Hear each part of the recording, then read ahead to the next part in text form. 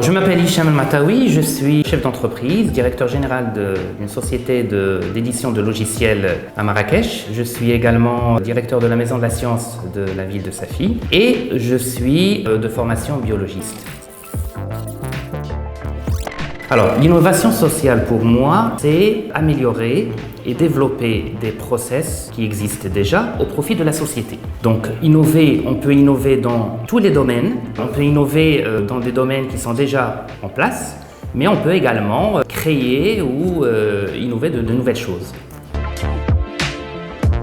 Alors, pour réussir ou pour faire de l'innovation sociale ou pour être innovant, d'abord il faut avoir une culture générale. Il faut connaître beaucoup de choses, il faut savoir ou avoir une idée sur ce qui se fait ailleurs. Il faut avoir également une culture scientifique, parce que la science est un des outils nécessaires pour l'innovation. Il faut être ouvert d'esprit, il faut accepter les autres, il faut accepter ce qui se fait ailleurs. Il faut également accepter la différence. Il faut être tolérant parce que la tolérance nous permet d'accepter et de travailler avec d'autres personnes qui sont tout à fait différentes de nous.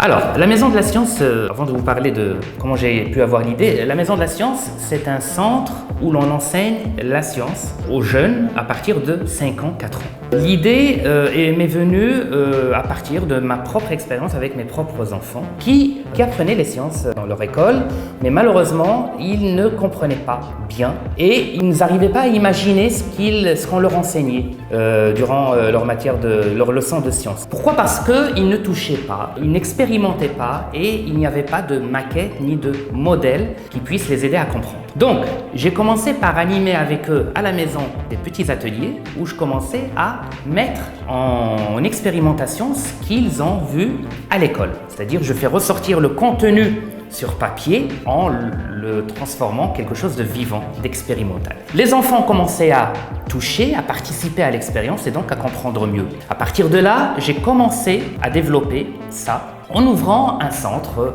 que j'ai appelé la Maison de la Science, dans lequel les enfants viennent pour assister et participer à des ateliers animés, bien sûr par tranche d'âge et par niveau scolaire. Nous avons beaucoup focalisé sur les sciences, mais en parallèle, nous avons focalisé sur la communication en français. Parce que pour étudier et comprendre les sciences, il faut connaître la langue, et pour pouvoir mieux assimiler ces leçons, eh bien, il faut bien communiquer ce qu'on fait.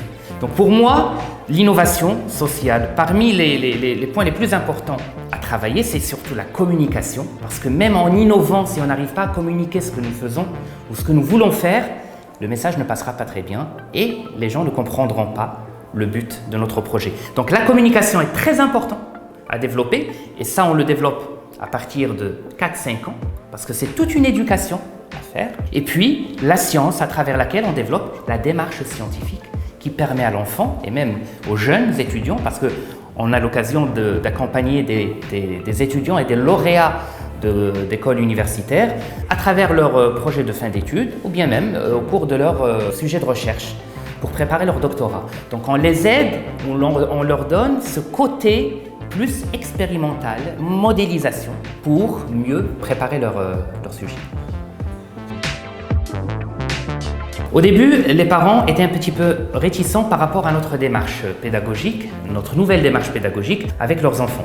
Mais petit à petit, au fur et à mesure que les enfants commençaient à participer à nos activités, ils se sont attachés encore plus. Et ce qui était très impressionnant, c'est qu'ils ont commencé à aimer les sciences et à être encore plus curieux. Donc ils sont encore plus demandeurs. Pourquoi? Parce qu'à travers notre atelier, l'élève, c'est lui qui participe, c'est lui qui va animer sa séance et c'est lui qui va identifier la problématique et en même temps, c'est lui qui va trouver la solution finale ou la réponse à sa problématique à travers des expériences, des démonstrations. Donc, cette méthode a très bien marché. Nous avons beaucoup attiré énormément d'enfants de tout âge et puis ça a permis aussi un changement au niveau de l'approche de l'enseignement en général. Et les parents aujourd'hui sont convaincus que l'enseignement purement théorique n'est pas très productif chez l'enfant, mais que quand l'enfant participe lui-même, en touchant, en palpant, en vivant l'expérience, il apprend mieux et il est mieux marqué par la thématique.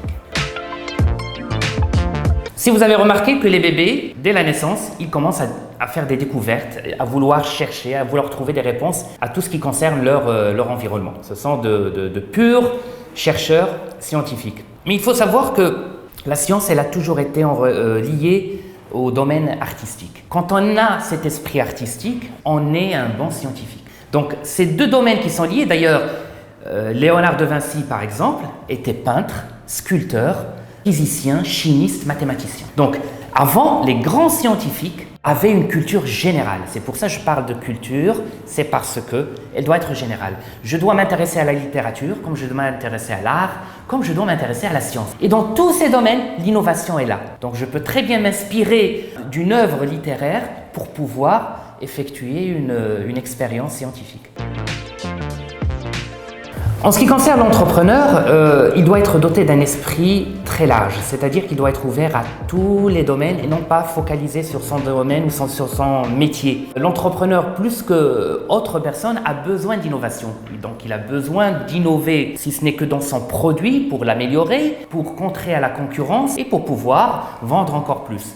Donc, je reviens à cette culture que nous devons aborder. Et pour aborder cette culture, c'est toute une éducation qui doit démarrer dès les premiers âges afin d'inculquer cet esprit artistique et en même temps scientifique à l'enfant et à la future génération. Alors, les jeunes aujourd'hui sont en manque d'idées, malheureusement. Ils sont très motivés pour développer des projets ou entreprendre des projets, mais le problème actuellement, c'est l'idée, la bonne idée qui doit leur permettre de réussir leur projet. Moi, ce que je conseille aux jeunes, c'est que ce n'est pas tard de pouvoir apprendre à développer des idées. Il faut par contre utiliser certains moyens. Moyens comme par exemple la lecture, voir ce qui se passe ailleurs, de la recherche de fond, c'est-à-dire que quand on a une idée, il faut aller vraiment chercher le fond de l'idée pour la développer. Il faut aller chercher dans l'histoire aussi de notre patrimoine parce qu'il est très riche en idées et aujourd'hui, si on est là, c'est grâce à lui. Il faut aller chercher dans l'environnement, que ce soit l'environnement naturel, l'environnement social ou l'environnement économique. Donc, c'est là où on peut s'imprégner d'éléments qui vont nous favoriser l'élaboration d'une très bonne idée. La ville de Safi aujourd'hui, c'est une ville qui est très riche. Vous avez la partie halieutique, vous avez la partie poterie, artisanat, agricole.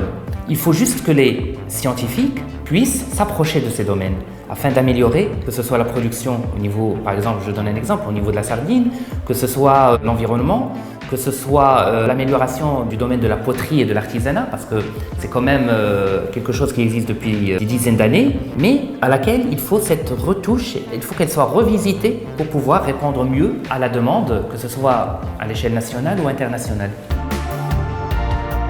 Nous sommes tous nés innovateurs. Nous avons tous ce côté innovateur et créatif en nous. Il faut le faire ressortir. Ne le laissez pas emprisonner.